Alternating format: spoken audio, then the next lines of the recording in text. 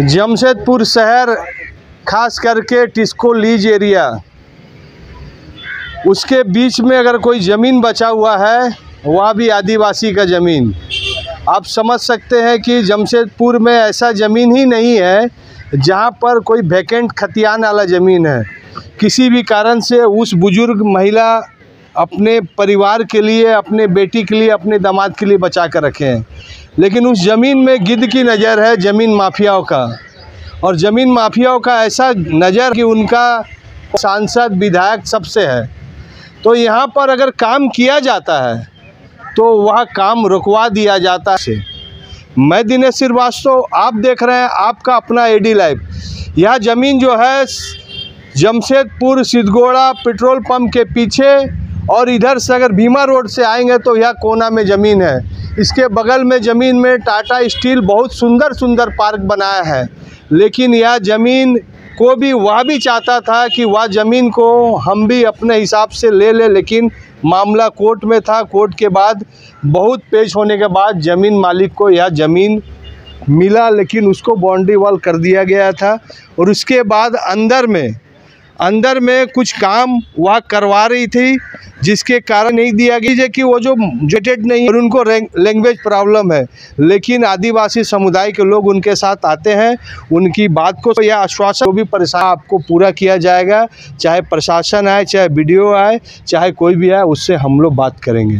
तो यहाँ पर अभी प्रशासन आकर यह काम को रोका दिया गया है, लेकिन उसके जो संबंधी है उनके साथ खड़ा पेपर है, उनकी ज़मीन की ऑनर है, उनकी बेटी में नहीं बोल सकती, रीजनल लैंग्वेज में बात करती, उनके दामाद है।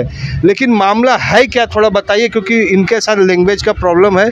तो आप मामला पूरा जी, ये मामला जो है ज़मीन, आप सभी जानते हैं कि पूरे जमशेदपुर शहर में अधिकतर आदिवासियों की ज़मीन थी। उस ज़मीन में जो है कि आज सिद्धगोड़ा के बाड़ा मोजा में ये ज़मीन जो है कि शंकरी जी का, उनके जो पूर्वज है झाड़ू भूमिज के नाम से खतियान में दर्ज है।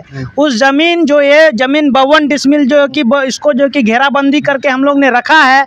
उस ज़मीन में जब हम लोग ने अपना काम जो है कि शंकरी जी जो है कि अपना घर बनाने का 3 से 4 दफ़ा यहाँ प्रशासन हर बार आता है, और जो है कि बिना किसी लीगल नोटिस या किसी तरह का कोई भी कागजात के जो है कि अपने तरीके से मुंह में आके जो कि काम को बंद तो करने का काम कर का अगर सिद्धगोड़ा थाना प्रभारी आते, उनके टीम आते, तो आप क्यों नहीं SP से बात करते, क्यों नहीं राज्य के पुलिस अधिकारी से बात करते हैं, क्यों आप उनको लेटर नहीं लिखते हैं? देखिए, ये ज़मीन को लेके जो है कि थाना से बार बार अपने अधिकारियों को भेज के काम को रुकवाने का काम करते हैं।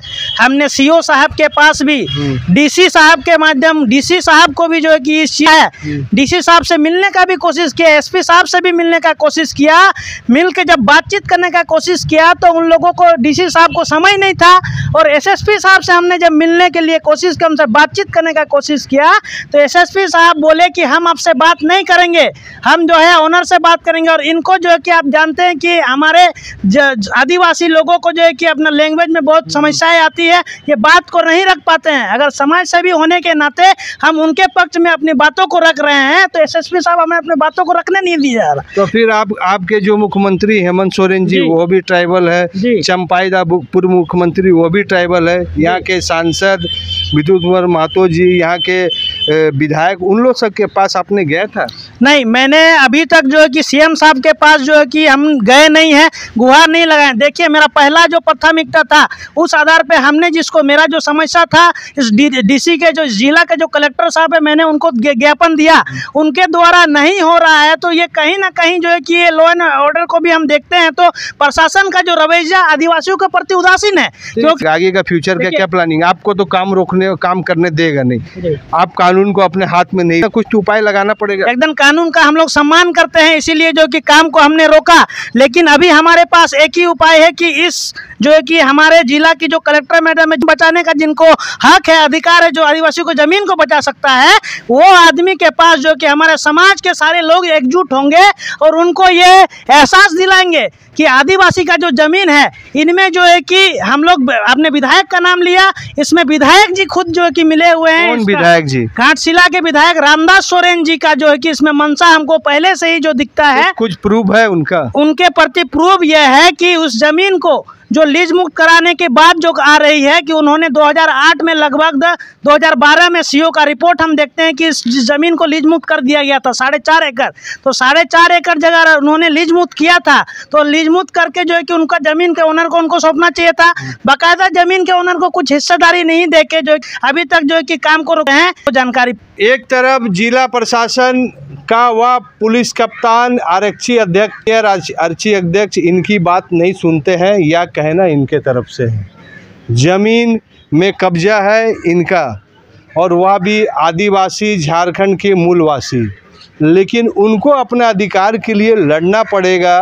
तो यह सोचने वाली बात है कि यहाँ के जितने भी मुख्यमंत्री हैं, जनप्रतिनिधि हैं, जो आदिवासी का नेतृत्व कर रहे हैं, उनके लिए सवाल है कि क्या आदिवासी के लिए कोई लड़ने के लिए कोई आएंगे कि नहीं आएंगे, या तो समय लेकिन यह मामला पूरे आदिवासी समाज बहुत जल्द डीसी कार्यालय और एसपी कार्यालय अपनी बात रख, लेकिन फिलहाल यह काम रुक गया है। लाइक कीजिए, चैनल को सब्सक्राइब